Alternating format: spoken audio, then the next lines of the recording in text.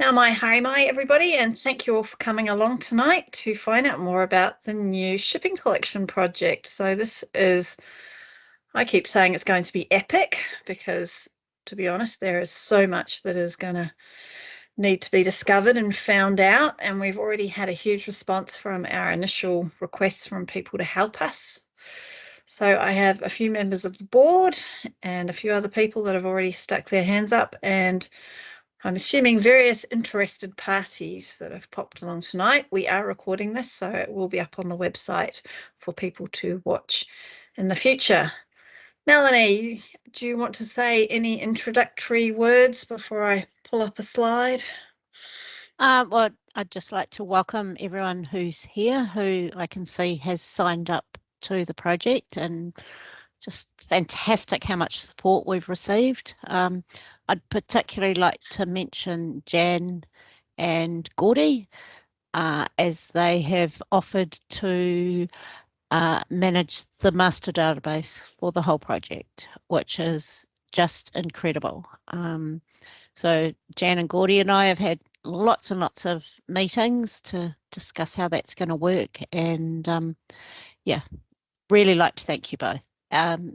But of course, I'd like to thank every single one of you who's here, and I recognise so many names that have already signed up and sent in their volunteer agreements. So this is going to be epic, as Sarah says, and we are going to really enjoy it. It is. I'm looking forward to it. I still have a few family members that were either very good swimmers or managed to get on a boat from somewhere to end up here, and we know they got here. So yes, I'm looking forward to seeing what we can find out, and also to add further things that we don't know about yet. So I'm just going to share my screen. We've done a little bit of a slideshow, and Melanie's going to chip in as she sees fit along the way and talk about collections. So of course you will have seen the publicity we have to encourage people to volunteer for it. So let's start at the beginning. It's going to be the biggest project we've ever undertaken, and we're aiming to find everything. So we can use the word epic, I think, when you're using the word everything, but we'll see what we can find. What will it contain? In the end, it will be a searchable database. We'll have instant access through the Kiwi collection, and further access if you don't subscribe to the Kiwi through research services. We will have as much information as we can attached to to the Kiwi collection, or available depending on what we're allowed to, because of course there will be copyright and privacy, well, not necessarily as much privacy, but possibly some copyright restrictions, but also it's going to be a huge amount of information, so it will be a case of what we can find. Anything you'd like to add, Melanie? No, I mean, obviously the more images we can add, the better it will be for our members, but yeah, there will be restrictions on file sizes and what we can legally access. Yeah. So we have 4 phases for the project. So the first one is underway. I think Melanie's already decided that most of you here tonight have already registered, but if you haven't, do have a look. We are also interested in branch and interest groups registering to help out. So my branch at Kilburnie have said yes. I didn't even have to twist any arms particularly hard, so that was good. And if you haven't registered already, on the website there is a link. So we have changed it from the first one that was there. This updated one has more questions, so have a look at it. So can I just comment on that? Sorry, Sarah. Yeah. A couple of people have said really annoying to have to answer two questionnaires. The reason we did that is we really needed to know we had enough numbers to begin with to actually get the project underway. The questionnaire that's up now, the Microsoft form, actually asks for information about where you can help and how you can help. And that is the most important thing we need, so we can split people into different categories. So if you did the first one and are grumpy about doing the second one, can you please do it? Because it is going to be really, really helpful for us in each of the different phases. Cool. So phase 1's going to be ongoing, because of course people will dip in and out depending on how life is going for them. Phase 2 is going to be to collect a list of ships. So we want a list of the voyages from, to, from, as well as within New Zealand. I hope I got my commas in the right place. I was wondering about that today. But that's the idea, that we will have this big long list, and then that will produce a database of the voyages, which means that when we get into the next phase, there'll be a lot less duplication, because we'll know exactly which ships we are looking for. And hopefully we'll have got as many of them as we can.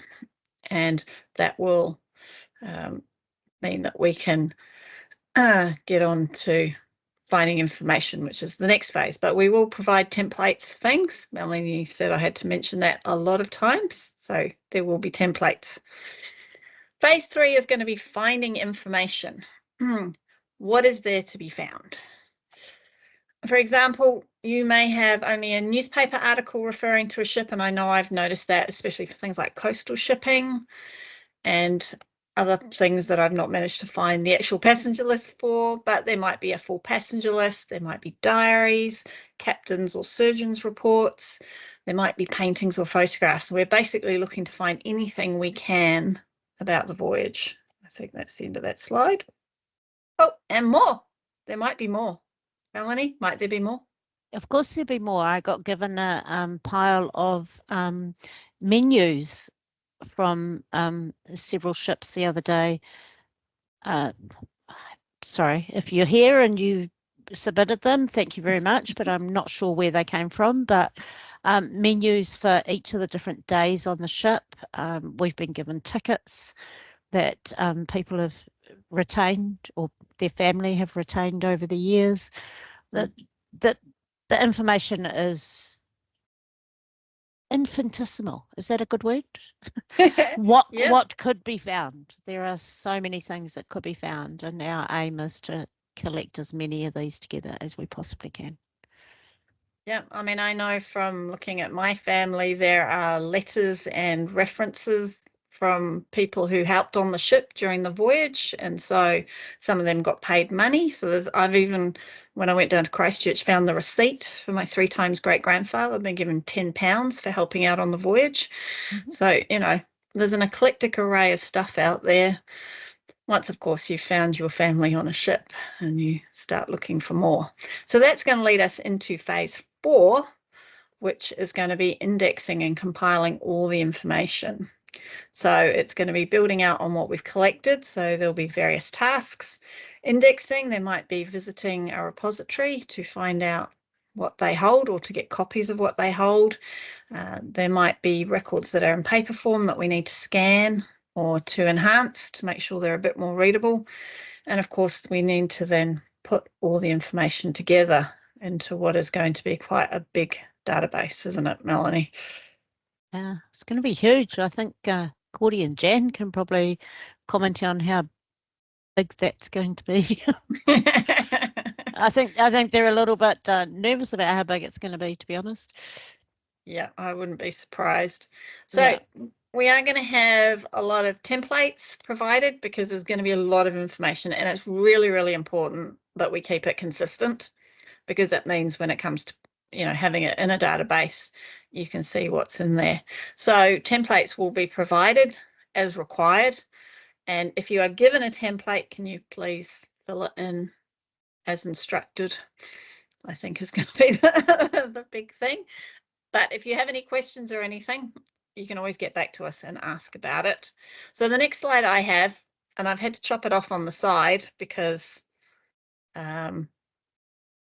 it's too wide, but this is sort of a close-up to give you an idea of the sort of things that might be collected or a template. So Melanie or Jan and Gordy, if you want to tell us more about this. So yeah, thanks Jan and Gordy. We did this together, and unfortunately it was too wide. But this is actually the key to what you need to fill in. The spreadsheet itself is way, way wider than this.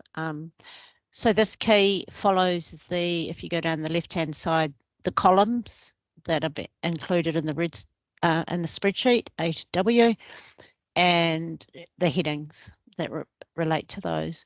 So we've given some really brief examples for the Jane Gifford, and in the right-hand side, which is cut off, we've given really strict instructions on how what you need to fill in these fields. This is pretty much what we do for the indexing, for the project's indexing people. And if you're on the indexing team, you'll be used to this, where, I put in things like year must be in the format, blah, blah, blah, blah, blah. So we've tried in this key, which, Gordy and Jan did most of the work on, to give examples of what we need in the master spreadsheet. So one of the emails that'll be coming out probably tomorrow will be to all the people who have said they have records of individual ships, and this will be the key that you will be given to help you fill in the first page of the spreadsheet. When we start sending out different information, for example, scan copies of folders or books or whatever, this will be the key that you really need to follow. It doesn't, if you receive this spreadsheet and you're filling some out, it does not matter how many fields you leave blank. At the moment, our main aim is to gather everything in A to G are our most important things. In fact, A, B, C, D, E, F, G. If you look down the left-hand side, those are the most important things at phase 2 of the project. Everything else will be added as time goes on. Mm-hmm. And so, of course, for some people might have ships that left New Zealand. So, of course, knowing that they departed and where they were heading to will be interesting. And I, at our last board meeting, did point out that because we were going up to 1920, this was going to include all the troop ships from World War One. So that will be a number of ships leaving New Zealand, as well as ships returning as back. So just on that point, Sarah, the template that you're being shown here is ships arriving, not ships departing. Okay. Yeah. So we're going to have a different one for that. We will have to have 3 different templates, one for arriving, one for leaving, and one for traveling around the country. Oh. Because they're kind of going to form 3 different parts of the database. Okay. I think my next slide says questions. So if there are any questions about the previous slide, if you just want to unmute or turn your camera on and ask, we'll see who knows the answer.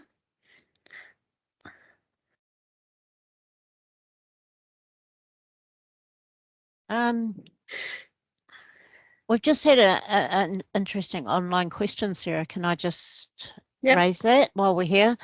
In the volunteer agreement, it says I will not retain any files for my personal records or share, distribute, publish in any way.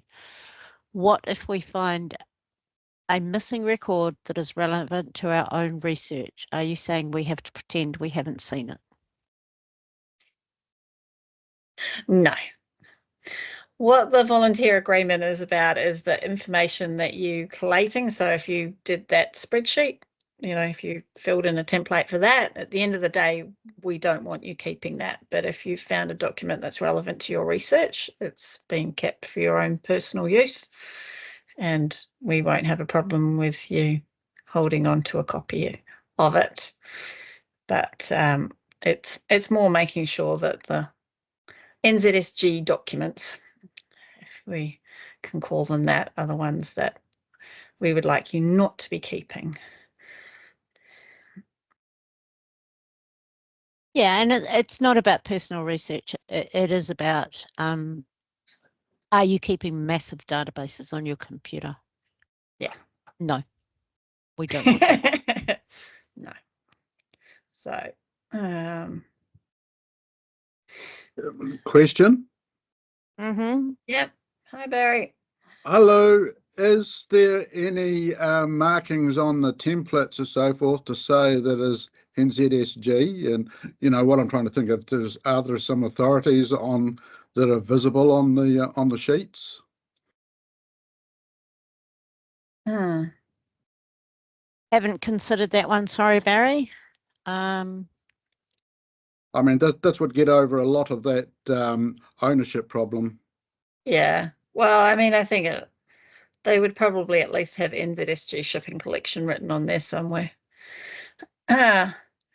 Ross has mentioned that chaplains on the voyage might be something else to add into your list of fields. And I agree. They are very important, especially on many of the immigration schemes that were church-based, although, of course, most ships would have had a chaplain and probably a matron as well, so that might be something we could add on. So in the main spreadsheet and in the key we just showed you before, there is a column for additional comments. So if anything comes up that you think we haven't covered, please feel free to, pop that in the additional comments. And I mean, we're trying to do these templates. We're trying to do these templates based on what we want the final result to be. It's obviously quite difficult to think of every single eventuality. So it will be a moving document, and as time, things will be added on. So yeah, but there is a comments column. So if you find a record and you think, if you want to say, why haven't you put this in? We're quite happy for you to add it into the comments column. Cool.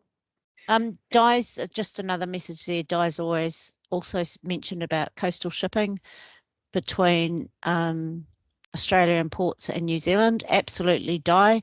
That is one of the biggest things we want to get, because so many people can get their families to Australia, but they can't get them across the ditch. So that is going to be a very big part of the project. Yeah. So are they going to be considered New Zealand or overseas? That's the question. Well, if they're arriving in New Zealand, they're going to arrive in New Zealand, aren't they? Now, David's asked a very nitty-gritty question: timing. You want me to answer that? Okay, so at the moment, we are collecting people to help, phase 1. And obviously that will be an ongoing thing throughout the project. But we have already moved into phase 2, and there will be several. Already the first email's gone out about asking for you to do your volunteer agreement, but there will be multiple emails going out over the next few days according to some of the questions you've asked. So for instance, one of the emails will be, even though we're looking at the last question on the membership form, do you have any records? That will be going out to any member who answered yes to that question, asking them to fill in the spreadsheet and attaching the template for you to do so. There'll also be an email going out to people who've said that they are willing to help on the list of ships or the list of books and etc. Asking them to fill in as much as they possibly can at this time. So be prepared. You're going to get bombarded with emails. So the next question that relates to that is visibility on the progress of the project. I think there'll be a lot of communicating, isn't it? I think, Well, and we will update in eKit and things where we're at.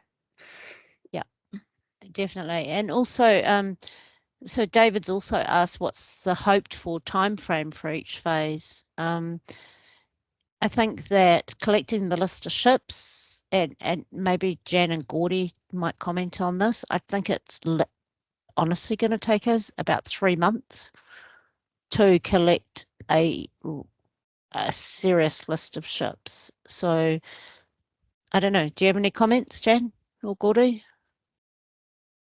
You're on mute, by the way. Yeah, no, not really. Yeah, probably 3 months. I think we'd have a good list by then. Yeah. Depends how quickly people get things into us. So Well, yeah, it is going to depend on that. Yeah. Yeah. And then is there going to be a question and answer page on the website? That's an We can interesting do that. question. Yeah, that's not a biggie, is it? Yep. So Susan, what would be your first question on the question and answer page?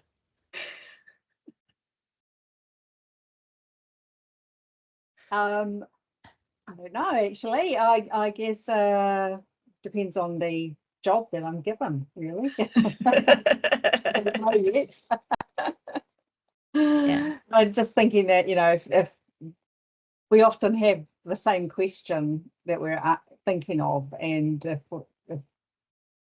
but some people are better at describing it than you know, over other sort of thing, or have more time to voice it, kind of. And so if that can be made visible, then everybody can see the answer and know what's going on. Yeah. I think it's a really good point, Susan, and I think that, you know, like we launched on the 1st of May, it's now the 30th, and obviously we've had to collect names of people, you know, people who are willing to volunteer. There's been, you know, the 2 forms to do, but we're definitely underway now, and emails will start going out. We are allocating tasks to people now. Now that we've got, I mean, you know, there was quite a bit of background work to be done to begin with, but certainly much more will be coming out, and we will put regular updates in eKit. And certainly, you know, if Jan thinks a question and answer thing will work on the website, we can definitely look at that. I mean, Yeah. I think if we're getting lots of the same questions coming into the email inbox, yeah, we'll start doing an FAQ from the shipping page, so people don't have to keep asking the same questions. And yeah, so yeah, that's quite feasible.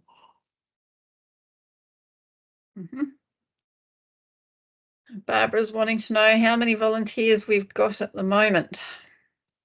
So the email that we sent out this week to everyone asking to complete their volunteer agreements went out to 196 people, which is fantastic.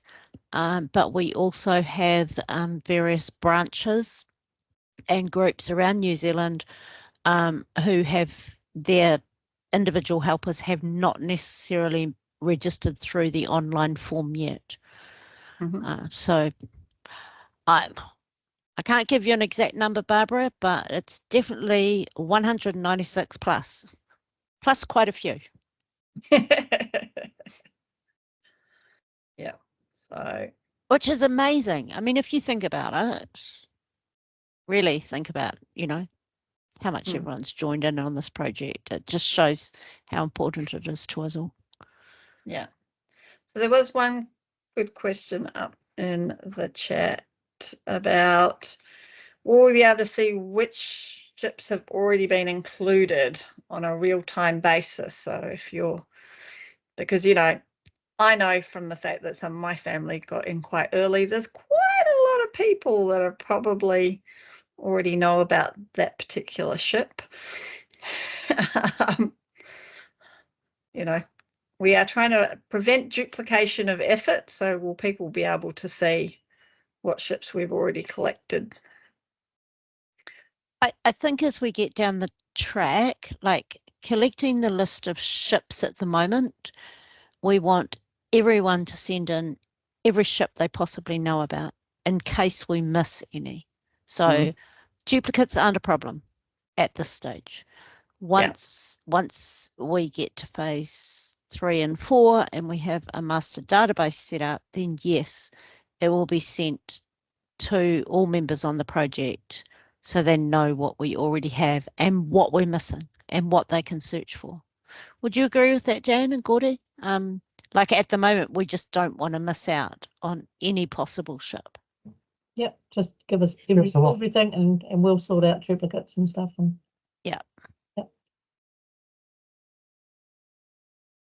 So Felicity's asking if we are appealing to the public for records, news items for publicity. So we have put it out publicly on Facebook, which has a lot more people following it than are currently members, and we have had a number of non-members offer to help. So we're kind of keeping it in-house at the moment. Melanie, have you got? We have discussed, the board have discussed, and various members on the project have discussed doing a media release to other agencies around New Zealand and to other people that can help with that. We feel that we need to be a little bit more into the project and be sure how we're going with that before we can do something publicly. But certainly at some point in the future, yes, we will do a big media release. Yeah, and we will, of course, be leveraging off relationships that us here at the NZSG and through our branches around the country and interest groups have with local repositories, you know, to make sure that they're aware of what we're doing and finding out what they might hold that we can add into the project. We're already discussing that with several at the moment. Yeah. So you know. Yeah, we've already started down that, but you know, there are plenty of small museums and archives around the country that have interesting things that they would like more people to know about. So we will be getting in touch with them as we go along and find that they have things that we're interested in. Shall I just because the message is coming in fast and furious, can I just can I just start at the bottom and just scroll up a little bit? So Alison, yes, if you have a ship name, date and place of arrival, no other information, doesn't matter. You will be able to fill in the spreadsheet, the template, with that little bit of information you have. Doesn't matter how little it is, it will all be combined at a later time. Natasha's asked about quality assurance of data entry. So when we get to the indexing stage, Natasha, everything will be double indexed as it is in the projects at the moment. So it's double indexed and then it is checked by a third person. So yes, there will absolutely be assurance of data entry. Susan's saying ships arriving, is there a group of people who will be looking at ship notice and papers? Yes, papers passed will be a major part of phase 4 of the project, looking for anything we can find about a ship, and in some cases there will be multiple newspaper entries and some there will be none. Barbara's asked if we're talking about a database, will this be kept in Access or Excel? At the moment it's going to be in Excel, Barbara, but obviously once it gets added to the Kiwi collection, it will go into the format used by the Kiwi. Are you appealing to the public? We've covered that. Yeah, I think, yeah. Am I back to where? Yeah, I've caught up. Okay. Yep. Sorry. Now somebody had their hand up a moment ago. Did we answer your question as we were going through, or do you still need the answer to it?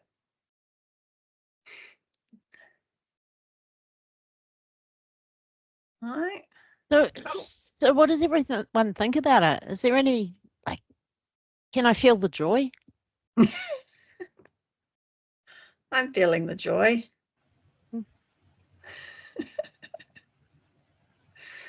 Thanks, Felicity, for replying first.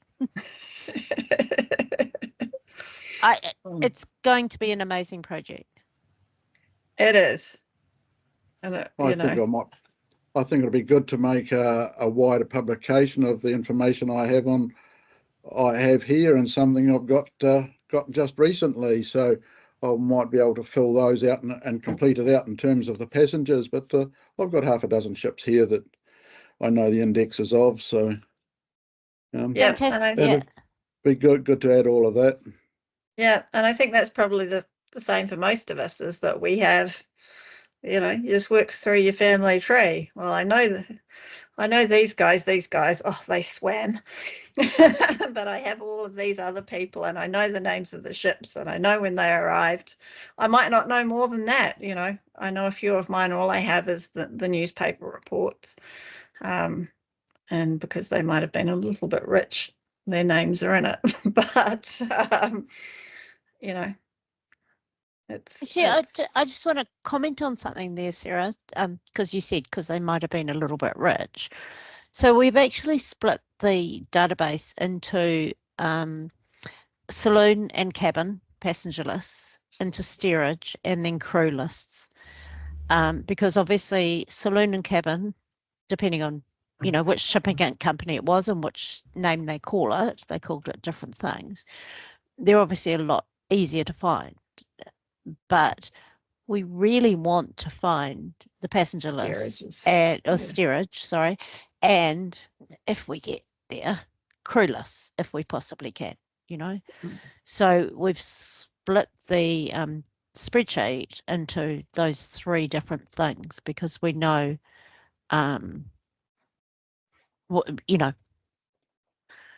we know we can find the saloon and cabin easily because they will be in papers past, but the others will not be. And Di is saying, that she's already written a book on the 25 voyages. So she's obviously been very lucky with what she's been able to find out there. And you will get a spreadsheet tomorrow, Di, for you to start completing. Okay. Sarah, I noticed that Charlotte's got her hand up. Oh, has she? Sorry, she's Hello. disappeared. Hello. Hi. Just wondering, you may have covered it before I came online, but what sort of time frames are you looking at? Have you split? I mean, obviously there have been ships with settlers arriving since the 1840s, but how far are the projects going? And are you sort of splitting it into sort of year groups or year periods? What's the distribution? So we're going up to and including 1920 because obviously we don't have any privacy restrictions after that time.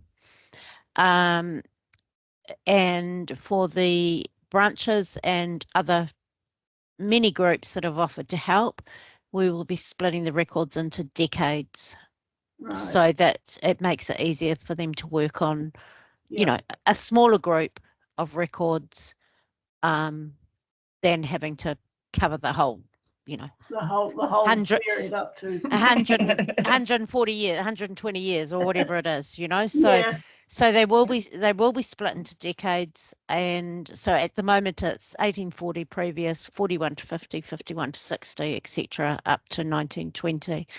And those different decades will be allocated out to a lot of the branches that have offered to help, or in some cases, sort of especially probably 60s and 70s, they'll probably be cut down to 5-year periods because obviously we have a lot more shipping coming in at that time.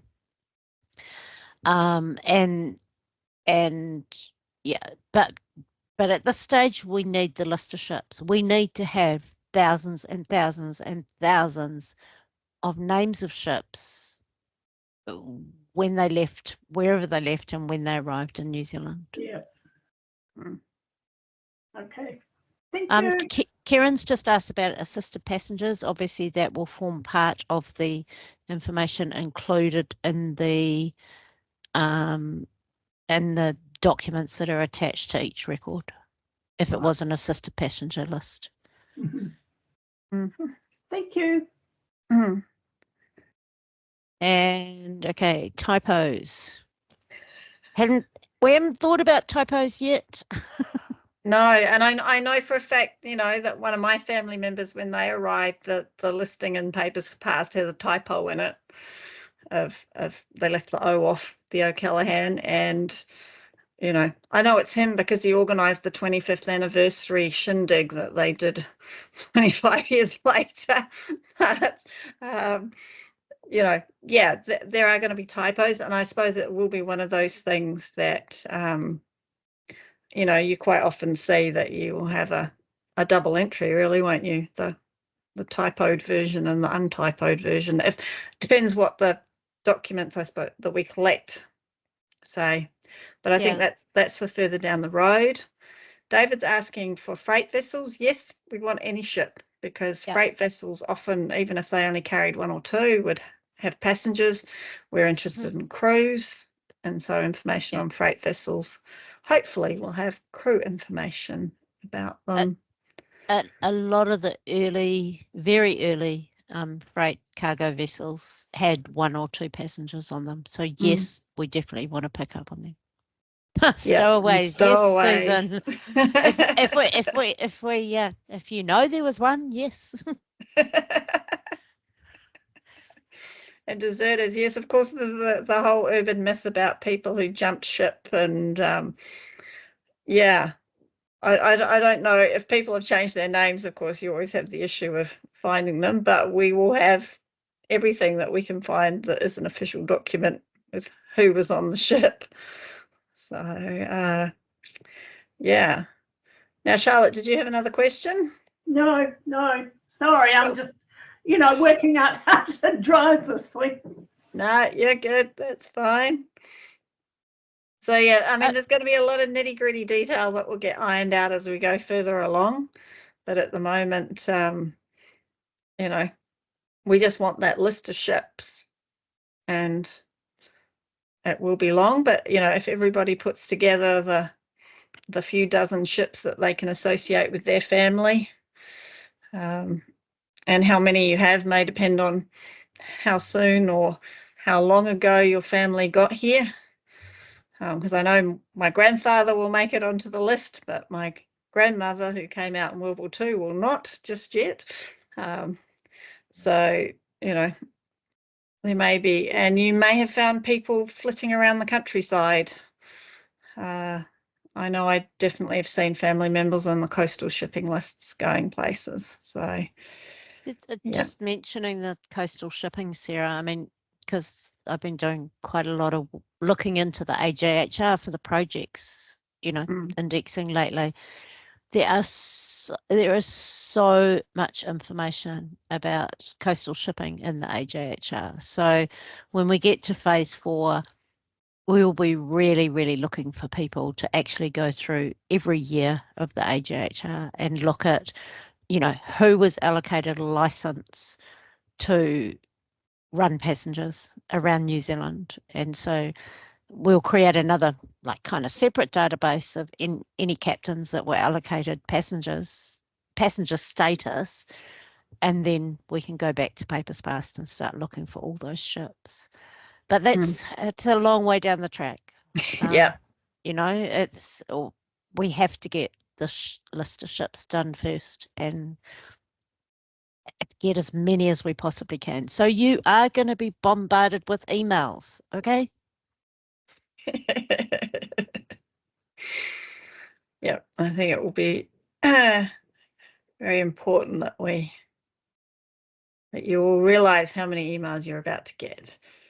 And sorry, I'll just, like I did mention in the first one I sent out, the reason is that you'll be sent different emails for different questions is so that it's easy for us to spread out the load of who's answering things and who's, you know, looking at certain areas or certain questions that you've answered. It's not because we're trying to annoy you, it's simply to spread out the load, because, you know, 3 or 4 or 5 or 6 or even 10 of us can't do this whole job. We need to give, you know. And yes, Natasha, AJHRs are seriously underrated. Oh yeah, there is so much stuff hidden away in them that you don't really realise until you go searching in them. Well, I can tell you now, on the next Kiwi update, and this is a bit shush, but there is going to be a list of every single government employee in New Zealand in 1907 included on the next Kiwi release. Every single government employee, including railways, postal workers, and that was all come from the AGHR and from my wonderful indexing team. And not only that, we have found the records from 1894 through to approximately 1925. So that is going to be an amazing set of data. Yes, so there will be some cool stuff coming up on the next Kiwi Collection update, which will Sorry, be totally off topic. I know, this happens sometimes. So do we have any other questions about the shipping project? Melanie's already indicated she's going to be keeping in touch a lot with different things that she's after and keeping you abreast of what's happening, and we'll be doing regular updates in the eKit of what's happening. We will definitely, from tonight's chat, probably put a few things up on the website to answer people's questions. So, but you'll have seen all the answers already, so you don't need to look at it. But, and of course, we'll put the video of tonight up on the website as well, so that people can come in and have a look and see what's happening. So if you know anybody else who might want to help, please, you know, let them know, get them to volunteer, fill in the form. We do have one last question. If you know the full name of a passenger, how will this be recorded? I think just the way it's usually recorded.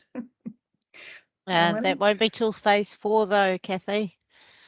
Yeah, we need I know.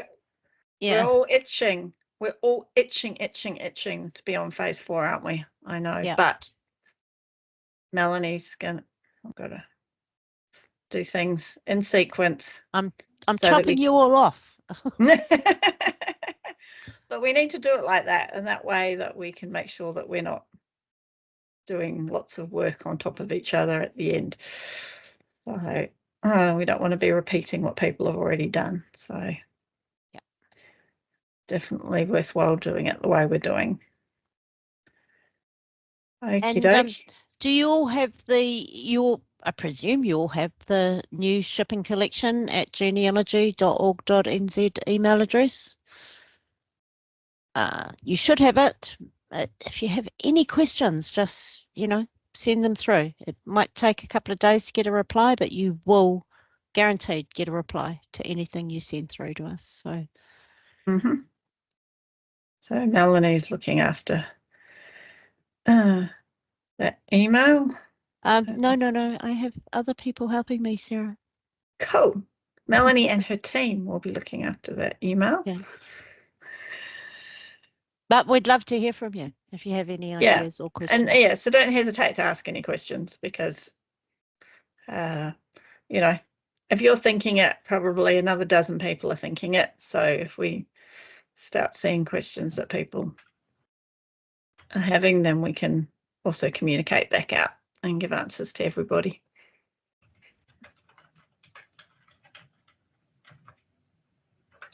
Now, I think out of all the people I can see here tonight, Susan Jenkins seems the most excited, because I can't see everyone's faces, right?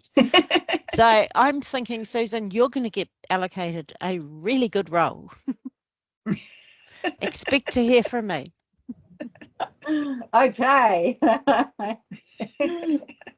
Really, I mean that we need everyone to be involved. We can't do this on our own, you know. It is a group effort, and at the moment we have 200 plus people, you know, so now it's a matter of allocating tasks to everyone, and you know. Yeah, so if you're registered, you will keep hearing from us. If you haven't registered, register so you can keep hearing more specifically from us. And yeah, we're really looking forward to what everybody comes up with. And if your next door neighbour or your best friend or whoever hasn't registered, encourage them to register. Yeah. So, you know, if you belong to a branch or an interest group, Oak. Yeah.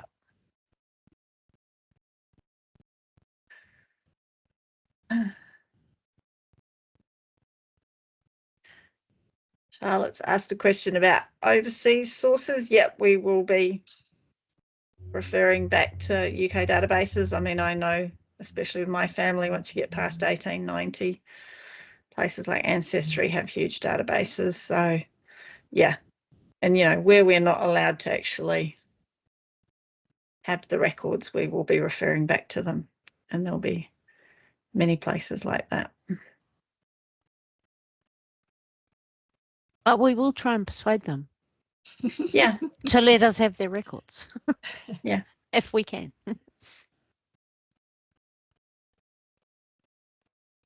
So does anyone have any other questions? Barry's got his hand up. Yes, in those situations you've just mentioned, from the likes of existing databases of Family Search and Ancestry and so forth, how are the citations or the references going to be?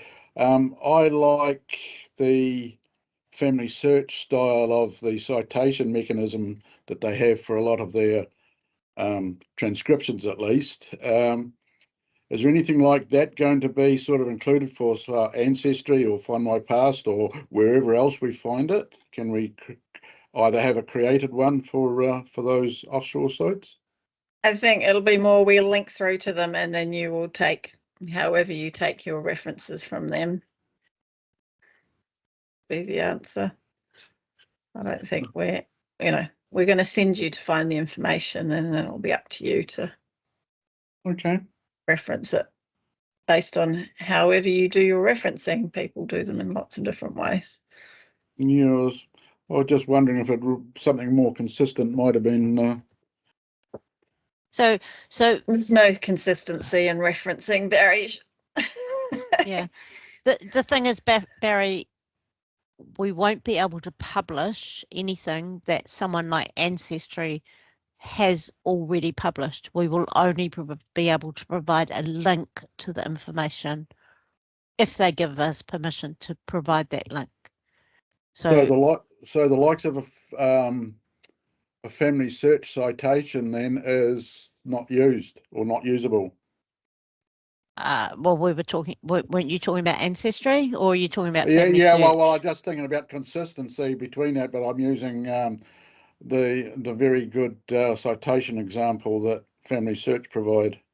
Okay, so if Family Search or Ancestry or Find My Past or anyone else says that Joe Bloggs left England on such and such a ship, and we have not been able to find that information in publicly downloadable records, then we will have to put in a reference that says Bloggs Joe refer to with a link.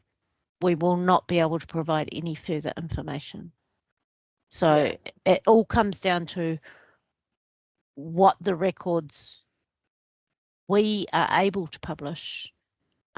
So a citation for every record we are able to add to the database that we can legally citate, we will. But where it refers to a website such as Ancestry, Find My Past, or others, then it will only be a link to those websites. Mm-hmm. Natasha. Okay. Melanie, as sort of a similar situation, could we say that? So my understanding is that this is going to be eventually on Kiwi Index. At the moment, there's a lot of things that are on Kiwi Index, and just a reminder, it is solely an index, where the source says go to Auckland branch or refer to in FRC, or it's my understanding is that the reference link or the place in which you need to go to find the rest of the information or the actual source will just be that refer to this location. It won't have the full citation. It will just be refer to this place. This is where it is. You source it however you wish to. Yeah, that's completely correct, Natasha. And so where we've gathered information for other websites that we have no right to publish, you will be given a source citation, a source connection. Is that the right word? Yeah. I'm getting my words wrong, sorry. Yeah. So this is all going to be in the nitty-gritty that gets worked out as we pull the final information together. So remembering we're still in phase 2. 1/2. 1/2. So yeah, a lot of things to be found before then. So as it's fast approaching 8 o'clock, I'm going to wrap things up tonight. So Jan has put the email address in the chat, shippingcollection@genealogy.org.nz, and we will answer any questions. I've got one last one from David. If it came to New Zealand, we will be including it, or it left New Zealand. So yeah, and we'll be doing pre-1840 if we can find the records for things. I already have quite a few records pre-1840. Yeah. So thank you all for coming along tonight. I do know what the next month's presentation is about, but I can't remember what it is right at this second in time. There is a plan, but I will encourage you to come along on the last Thursday of next month for something new and exciting. And until then, I thank you for coming along tonight, and thank you to those that have volunteered for the project. We are really looking forward to getting this moving along and seeing what we come up with. So thank you all. Bye everyone. Let me know any questions.